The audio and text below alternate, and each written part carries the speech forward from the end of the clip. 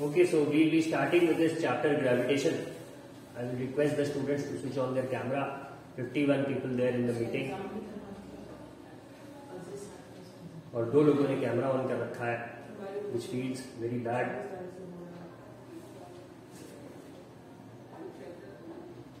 शुभम पांडे, बेटा मोबाइल रख दो, बड़ा समूह नहीं देखना चाह रहे तुम्हारा, कहीं सामने रख के क्लास करो. Yes.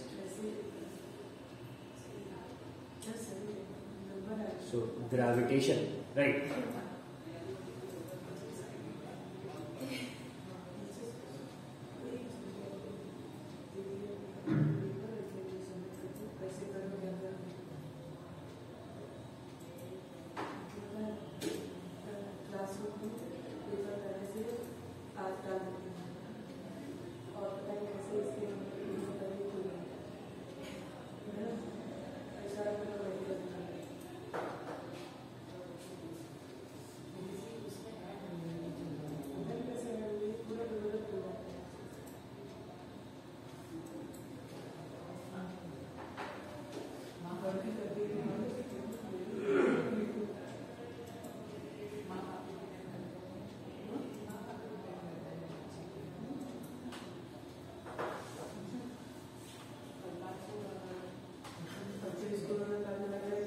Now is the screen visible?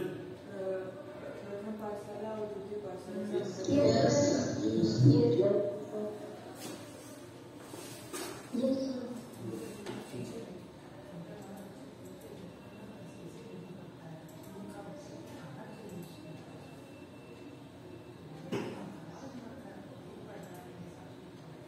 हाँ, तो ग्रेविटेशन के बारे में बात हुई थी हमारी. We had tried to understand the basic idea of gravitation और कल कुछ points दिए थे notes में. तो I would like somebody to read the points one by one. So for that, please raise your hand and let us start. First point हमने क्या लिखा था? Shreya. Sir, a force is necessary to produce motion in a body. Was the first point. हाँ, ठीक है, perfect. A force is necessary to produce motion in a body. ये हम लोगों ने न्यूटन्स फर्स्ट लॉ में भी पढ़ा था. अब second point Tanu, what was it? A stone dropped from a height falls towards the earth because the earth exerts a force of attraction on the stone and pulls it down. ठीक है, इसको थोड़ा सा elaborate करोगी तनु? Yes, sir. Sir, when you throw a stone in an upward direction, due to gravity, it comes down. ठीक है, perfect. तो मतलब किसी भी जो फर्स्ट पॉइंट था उससे यही रिलेशन हमें मिल रहा है कि अगर ये स्टोन नीचे जा रहा है तो मतलब there must be some force which is trying to pull it down. What was the third one? Isha. The force with which the earth pulls or attracts object or bodies towards it is known as gravitational force of earth or gravity. हाँ, ठीक है, एकदम perfect है. तो ईशा इसको थोड़ा सा समझाओगी?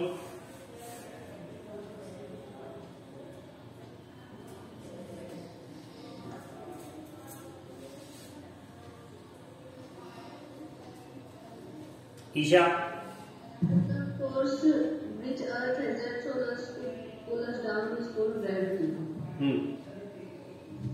ठीक है, तो ये जो फोर्स है जो स्टोन को खींच रहा है या फिर हमें जो नीचे खींच रहा है, इसी फोर्स को हम क्या बोल देते हैं? ग्रेविटेशनल फोर्स ऑफ द अर्थ, या फिर इसी का नाम हमने क्या दे दिया? ग्रेविटी. ठीक है. And the fourth one, Simarjot, what is it?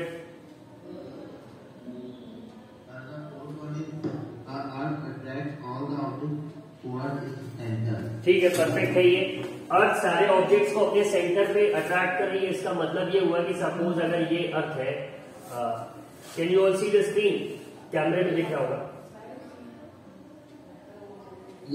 हाँ, तो ये जो इसका सेंटर होगा आपका यहाँ कहीं पे, ये अर्थ सारी ऑब्जेक्ट्स को इधर ही खींचना चाहती है. ठीक है. अर्थ रोटेट, जो इसका एक्सिस है वो कुछ टिल्टेड है और वो कुछ इस तरह से रोटेट करती है, right, in the counter clockwise direction. ठीक. तो ये जो है इस सेंटर की तरफ अर्थ सारे ऑब्जेक्ट्स को अपने खींचना चाहती है. जो अर्थ का ग्रेविटी है, ठीक है, राइट। तो इतनी बातें सबको क्लियर है, इसमें किसी को कोई डाउट तो नहीं है? हाँ, अब बात ये आती है कि ऐसा क्यों हो रहा है। नाउ द क्वेश्चन अराइजेस कि व्हाई इज इट हैपनिंग। तो इसका explanation Newton's law of gravitation से बेटर आपको कहीं नहीं मिलेगा। और फिर हम लोगों ने कल ये डायग्राम भी देखा था जिसमें ये स्टूडेंट एक स्ट्रिंग के एंड पे एक स्टोन को अटैच करके गोल गोल घुमा रहा था, तो ग्रेविटी के बावजूद इसे ये नीचे नहीं जा रहा था। तो ये जो स्ट्रिंग है ये रिप्रेजेंट करती है किसको, आपके अर्थ के फोर्स को, और ये जो बॉडी इसके चारों ओर घूम रही है ये मून है। तो इसके बीच का रिलेशन इन्होंने एक्सप्लेन करा था। Now if you can see it here in the book, before the thread is release the stone moves in a circular path with a certain speed and changes direction at every point. The change in direction involves change in velocity और acceleration. अब first chapter में ही हम लोगों ने पढ़ रखा था कि अगर कोई ऑब्जेक्ट सर्कुलर मोशन में है तो उसकी स्पीड भले ना चेंज हो रही हो, बट उसका डायरेक्शन वो होता है, हर पॉइंट पे चेंज हो रहा होता है। तो ये क्यों होता है? क्योंकि डायरेक्शन के कारण अगर हम डायरेक्शन चेंज हो रहा है तो हम कहते हैं कि वेलोसिटी चेंज हो रही है, और अगर वेलोसिटी चेंज हो रही है तो हम कहते हैं the body is in accelerating motion. तो यहाँ पे वही रिप्रेजेंट कर रहे हैं, the force that causes this acceleration and keeps the body moving along the circular path is acting towards the centre. ये स्ट्रिंग देखो, इसके हैंड को एज अ सेंटर आप देखेंगे तो आपको समझ आ जाएगा, ठीक है। This force is called centripetal, meaning centre seeking force, ठीक है। अब पेटल वर्ड ऐसा समझो कि किसी भी फ्लावर के पेटल्स उसके कहां से निकलते, सेंटर से निकलते, तो कुछ वैसा ही ये बता।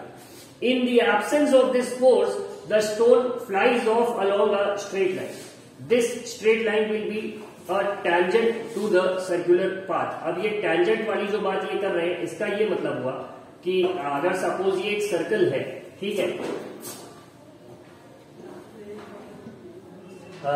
If we have this circle, तो टैंजेंट क्या होगा, इसके जो आउटर बाउंड्री है इससे जाती हुई कोई लाइन ये टैंजेंट हो। अब होता क्या है कि सर्कल से टच होती हुई कोई लाइन जा रही है तो वो उसे एक ही पॉइंट पे टच करेगी। दैट इज वाई इसे कि यहाँ पे जो इसका एंगल बनेगा इससे, वो आपका या तो 0 रहेगा या 180 आप कह दो, तो ये टैंजेंट की बात आ जाती है, ठीक है। इसी को ये रिप्रेजेंट कर रहे हैं, यही इन्होंने इसमें भी, a straight line that meets the circle at one and only one point is called a tangent to the circle. Straight line ABC is a tangent to circle at point B। यही इन्होंने यहाँ पे represent करा है, ठीक है। Now इसका इन्होंने एग्जांपल क्या दिया कि the motion of the moon around the earth is due to the centripetal force, वरना मून सीधा चला जाएगा, ठीक है। The centripetal force is provided by the force of attraction of the earth. अब ये सेंट्रीपिटल फोर्स कैसे मिल रहा है? जो अर्थ की ग्रेविटेशनल फोर्स है वही मून को अपने तरफ खींच रही है। If there were no such forces the moon would pursue a uniform straight line motion, जैसा कि हम लोगों ने अभी बात किया। It is seen that a falling apple is attracted towards the earth. Does the apple attract the earth? अब यहाँ पे क्वेश्चन आता है इस ग्रेविटी के चैप्टर के बारे में कि एप्पल अर्थ की तरफ गिर जाता है, जिससे न्यूटन ने पूरा ग्रेविटी का फिनोमिना थोड़ा सा राइट करा। तो ये एप्पल क्या अर्थ को अपनी तरफ नहीं खींचता है? किसी ने ये भी क्वेश्चन पूछा, तो इस पे आगे की बात होगी। According to the third law of motion the apple does attract the earth, but according to the second law of motion, for a given force acceleration is inversely proportional to mass of an object. अब अगर देखा जाए तो as per third law, अगर अर्थ उस Apple पे action कर रहा है तो एप्पल भी रिएक्शन देगा। अर्थ अगर एप्पल को अपनी तरफ खींच रहा है तो एप्पल अर्थ को अपनी तरफ खींचेगा। बट लेकिन सेकेंड लॉ क्या बता रहा है? सेकेंड लॉ हमें बता रहा है कि ये जो एक्सेलरेशन है ये डिपेंड करेगा मास पे। तो compare to the mass of apple, earth का मास कितने 1000 टाइम्स ज्यादा होगा, ये हम इमेजिन नहीं कर सकते, ठीक है। हेंस द कॉज की एप्पल अर्थ को अपनी तरफ नहीं खींच पाता, वरना अगर ऐसा होता तो हम अगर उछलते तो पूरी अर्थ आके खुद से हमारे पैर पे चिपक जाती और अर्थ पे क्या आ जाता, अर्थक्वेक आ जाता। या सिमरजोत अपने घर पे अपना पैर अगर पटक देता तो अर्थ अपने ऑर्बिट से बाहर हो जाता, लेकिन ऐसा नहीं होता because of the difference of the masses in masses of Simarjot at the earth, ठीक है। अब इसको आगे देखते हैं the mass of an apple is negligibly small compared to that of earth, so we do not see the earth moving towards the apple. ठीक है, इसीलिए अर्थ मून की तरफ नहीं जाता. In our solar system, all the planets go around the sun. By arguing the same way, we can say that there exists a force between sun and the planets. From the above facts, Newton concluded that not only does the earth attract an apple and the moon, but all objects in the universe attract each other. This force of attraction between objects is called the gravitational force. अब यहाँ पे बहुत ही interesting conclusion Newton ने करा कि अगर ऐसा है तो मून अर्थ को खींच रहा है, अर्थ मून को खींच रहा है. ठीक है, सन अर्थ को भी खींच रहा है, मून को भी खींच रहा है. Sun is also pulling Mercury Venus towards itself. ठीक है, सन मार्स को भी खींच रहा है, Jupiter, Saturn, Uranus, Neptune, Pluto सबको अपनी तरफ खींच रहा है. ठीक है, अब नाउ वी नो दैट कि Saturn and Jupiter have more than 50 satellites लगभग. ठीक है, तो अगर उनके भी 50 चांद है तो वो चांद भी जुपिटर को भी खींच रहे होंगे, वो अर्थ को भी खींच रहे होंगे, वो सबको खींच रहे होंगे. तो एक इससे कंक्लूजन ये भी निकल सकता है कि हमारे सोलर सिस्टम में जिस भी चीज की जो भी पोजीशन है वो नेट रिजल्टेंट है सारी फोर्सेस का, क्योंकि हर ऑब्जेक्ट एक दूसरे ऑब्जेक्ट को अट्रैक्ट कर रहा है. तो इसके बाद जो निकल के आया वो आया क्या, न्यूटन्स लॉ ऑफ ग्रेविटेशन. तो अब हेडिंग देंगे सब लोग अपने पास, न्यूटन्स लॉ ऑफ ग्रेविटेशन.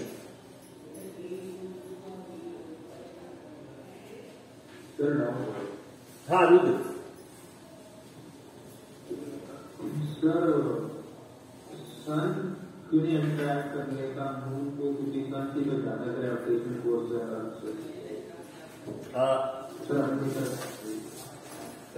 जो मून की पोजीशन है वो रिलेटिव है. नेट फोर्स मतलब हमारे मून को अगर सन अट्रैक्ट कर रहा है तो मरकरी और वीनस है वो भी अट्रैक्ट कर रहे हो रुद्र. ठीक है, और फिर पीछे मार्स भी है, जुपिटर है, सैटर्न है, सभी एक दूसरे को अट्रैक्ट कर रहे हो.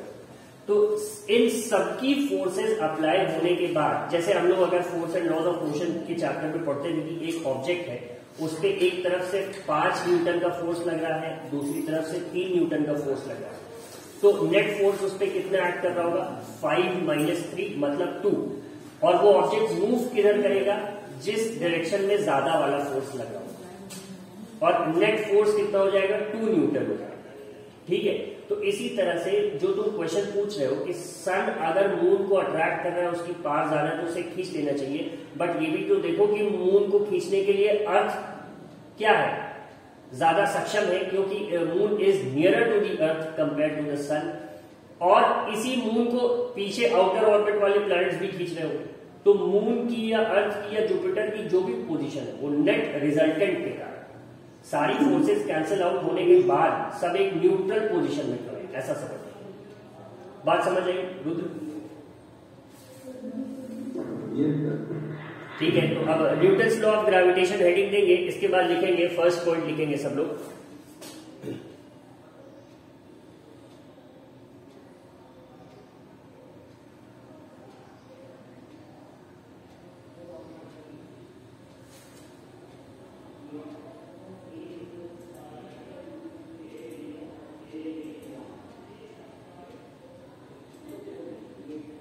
Shall I start? Yes. हाँ ठीक है, लिखेंगे every particle in the universe, every particle in the universe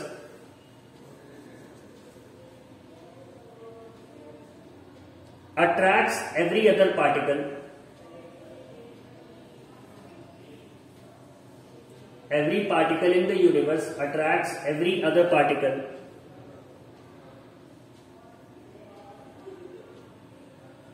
every particle in the universe attracts every other particle with a force, every particle in the universe attracts every other particle with a force which is directly proportional, with a force which is directly proportional, which is directly proportional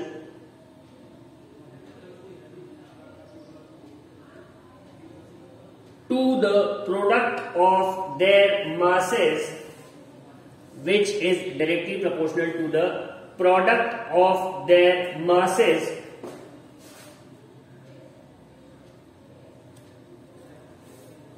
these two girls, संस्कृति and her neighbor. बेटा ऐसे खाली नहीं बैठना, लिखना है.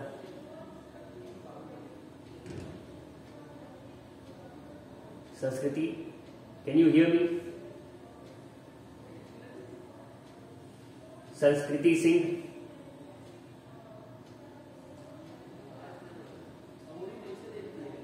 संस्कृति Singh.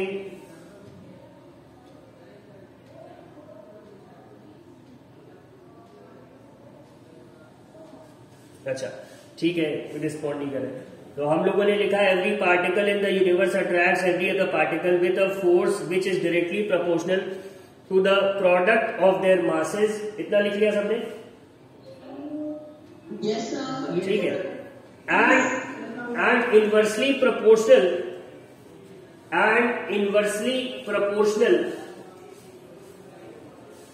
and inversely proportional inversely proportional to the square of the distance, inversely proportional to the square of the distance between them.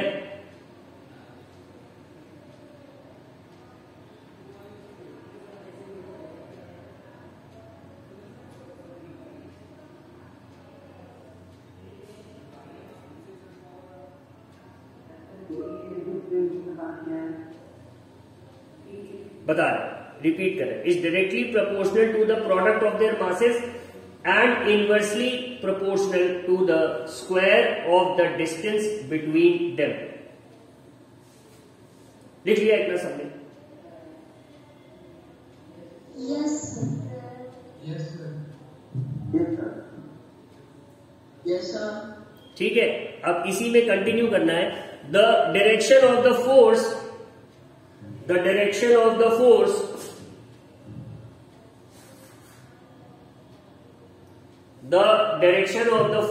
is along the line ALONG लिखेंगे. alone मत लिख देना. कुछ लोग along को alone लिख देते नोट्स में, मैंने देखा. फिर से बोल रहे, the direction of the force is along the line joining the center, along the line joining the center, along the line joining the center of these two particles, is along the line joining the center of these two particles.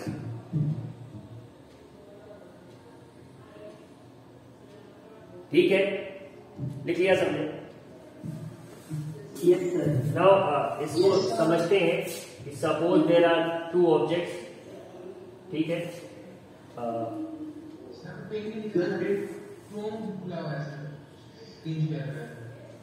Camera तो on है, दिखना होगा. Yes, sir. Sir,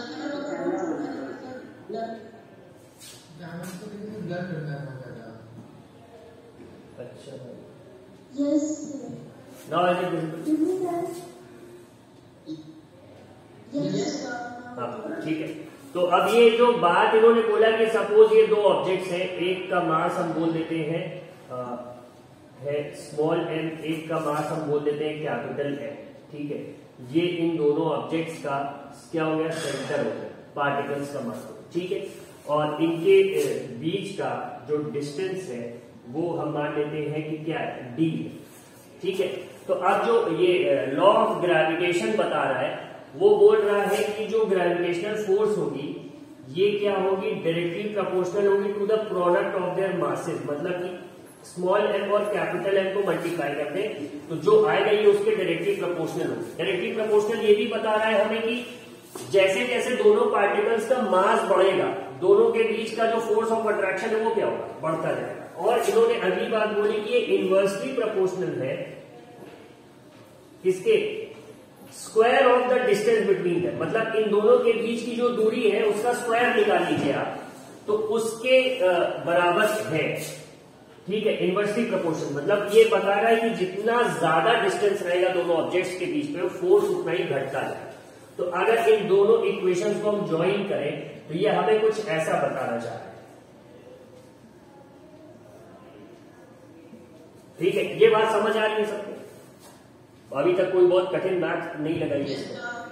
ठीक है, कि अगर हम ऊपर के लिखी दोनों बातों को इक्वेशन के फॉर्म में लिख दें, ये मान ले, इसको मान लेते हैं इक्वेशन 1 और इसको मान लेते हैं इक्वेशन 2 अगर, ठीक है, तो अगर इन दोनों को कंबाइन करके हम लिखें तो हम क्या लिख सकते हैं? कुछ ये लिख सकते हैं, ये जो हमने लिख रखा है सब, F G is directly proportional to M into M upon D square. ठीक है, तो अब प्रोपोर्शनैलिटी का ये साइन हमेशा हटाया जाता है इक्वल ले आने के लिए, तो इन्होंने कहा कि एक कांस्टेंट के लगेगा प्रोपोर्शनैलिटी का, तो उसी के को यहां पे क्या नाम दिया गया है? जी।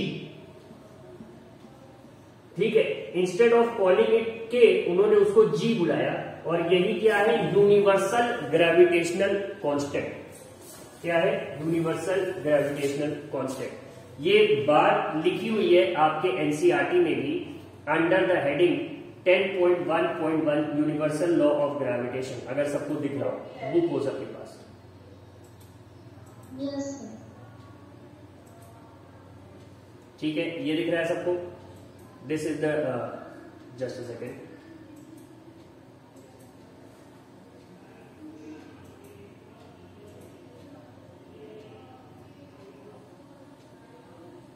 This is the diagram. तो ये एज अ होमवर्क आपको इसका क्या करना है? ये डायग्राम बनाना है और ये बात लिखना है, ये जो फर्स्ट पैराग्राफ है, ठीक है, यही मैंने डिक्टेट कराया। I had a different definition from a different book, but then मुझे लगा कि एनसीईआरटी सबके पास होगी, रेफरेंस नहीं होगा, इसीलिए आई गिव यू दिस। तो ये लिखेंगे, ये डायग्राम बनाएंगे, और ये इतनी बात जो इसने लिख रखी है पूरी एक्सप्लेनेशन, ठीक है, लेट द टू ऑब्जेक्ट्स से लेके आपका पूरा डेरिवेशन तक, ठीक है, 10.4 ये जो इक्वेशन इन्होंने लिखी है। फिर इसके बाद इन्होंने छोटा सा कंक्लूजन भी लिखा है, that G is the constant of proportionality and is called universal gravitation constant. ठीक, ये इतना सब लोग लिखेंगे। तो ये इतनी बात यूनिवर्सल लॉ ऑफ ग्रेविटेशन सबको समझ आ गया? Yes, sir. ठीक है, कोई इसमें फर्दर डिस्कशन की बात?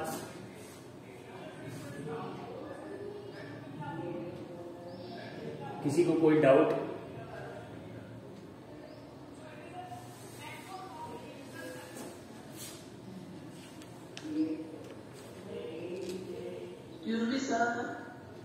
Brijendra, yes sir. सर कहाँ से कहाँ तक कितना सर एक बार बता दीजिए सर, कि सर क्रैक कर रही थी और सर समझ नहीं पा रहे। आवाज क्रैक कर रही थी, दरार आ गई थी आवाज। नो सर, सर मतलब सर नेटवर्क प्रॉब्लम। अभी साफ साफ तुम्हें देख के लग रहा है कि you are not at all listening to what, but अभी तुम्हें थोड़ा बहुत ये समझ आया कि नहीं सर ने कुछ लिखने को बोला है, तो ये तुमको सोच रही कि एटलीस्ट पता तो कर ले कि कहां से क्या लिखना है। विजेंद्र भाई, please don't do like this. Universal law of gravitation लिखवा रहे थे एनसीईआरटी की बुक में। जब तुम अपने चैप्टर का सेकंड पेज खोलोगे ग्रेविटेशन वाला, तो वहां पे एक हेडिंग होगा, बोले भाई,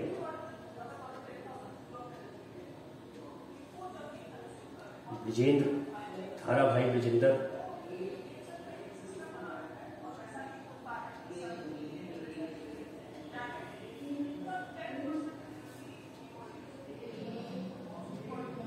डिड यू ओपन इट और नॉट भाई? यस और नो तो बोलो।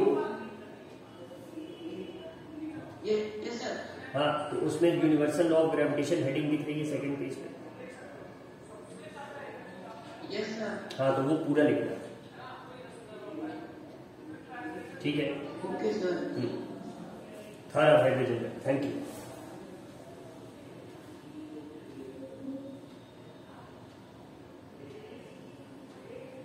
आयुष प्रताप सिंह,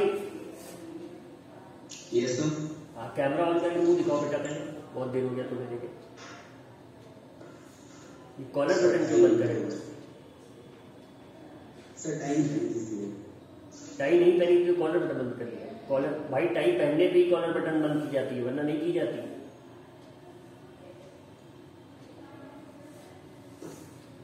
हाँ, please repeat the statement of universal law of gravitation for me Ayush. Sir, every two particles in the universe attract each other. हाँ, आगे। Force called gravitation. बुक खुली है कि नहीं सामने, बस ऐसे बैठे हो? No sir. एक बार रियर कैमरा करो, देखे तुम्हारे आसपास क्या रखा है। Sir, I don't know. तुम मतलब ऐसे बस बैठे हो? नहीं सर, बुक है। कहाँ है?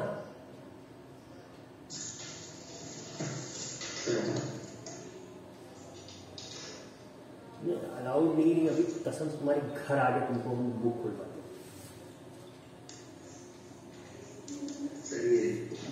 खोलो भाई, बंद नहीं रखना है ऐसे, उसको खोलना भी है, उसमें जो लिखा है उसको पढ़ना भी है।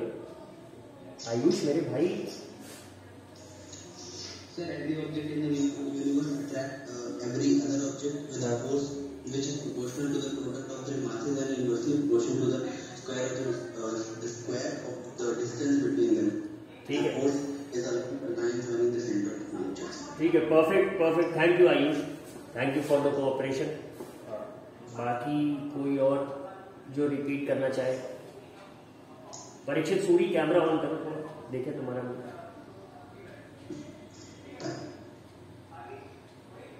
परीक्षित सूरी, हाँ ऑन करो भाई।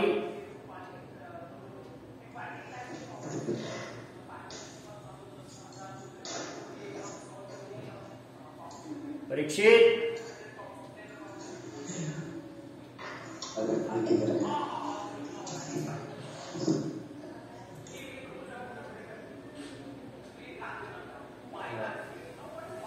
भाई please read the same law for me once.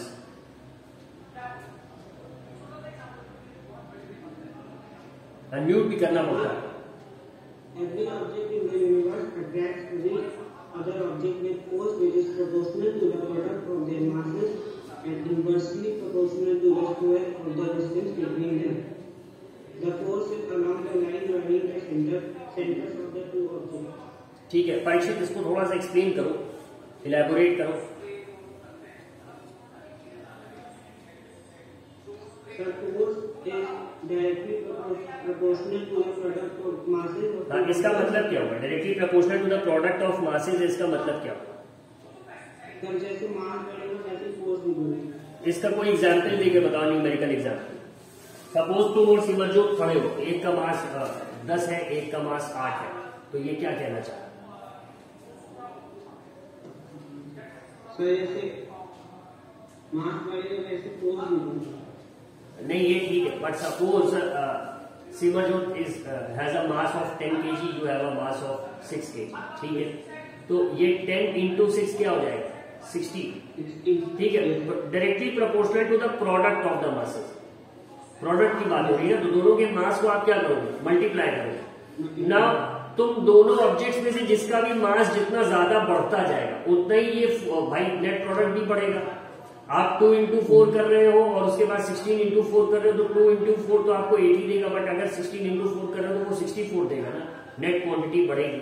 तो जितना ज्यादा दो पार्टिकल्स का मास बढ़ेगा उतना ही ज्यादा दोनों के बीच का फोर्स ऑफ अट्रैक्शन भी बढ़ेगा, और ये किसके प्रोपोर्शनल होगा? दोनों के मास के प्रोडक्ट के डायरेक्टली प्रोपोर्शनल, ठीक है?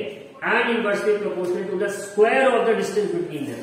Inversely proportional to the square of the distance मतलब कि जितनी दूरी है, सपोज पहले 1 किलोमीटर, ठीक है, और अब दूरी बढ़ के कितनी हो गई आपकी? 2 किलोमीटर हो गई। तो जो ये इनवर्स प्रोपोर्शनैलिटी है ये कितनी हो जाएगी?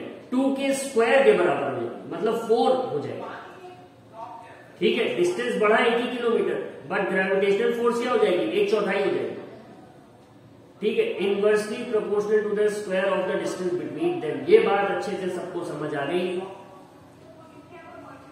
तनु, दिव्या, श्रेया, रणवीर, ओम जी। सर ओम जी राय है क्या? ओम जी, हाँ ओम जी दिख तो रहे ना। ओम जी राय, unmute yourself. Om ji, Om Om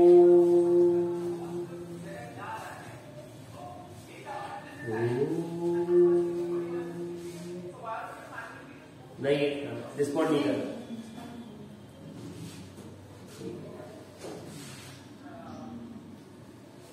I am really grateful to his parents for keeping such a nice name. At least इसी बहाने ओम का उच्चारण हो जाएगा and it's going to heal me spiritually. Thanks a lot. ठीक है, तो ये बात हो गई और इसके बाद आपका फॉर्मूले में एक ग्रेविटेशनल कांस्टेंट जी लगा जिसकी वैल्यू हम लोग अभी आगे उसके बारे में जानेंगे। सो आई एम स्टॉपिंग हियर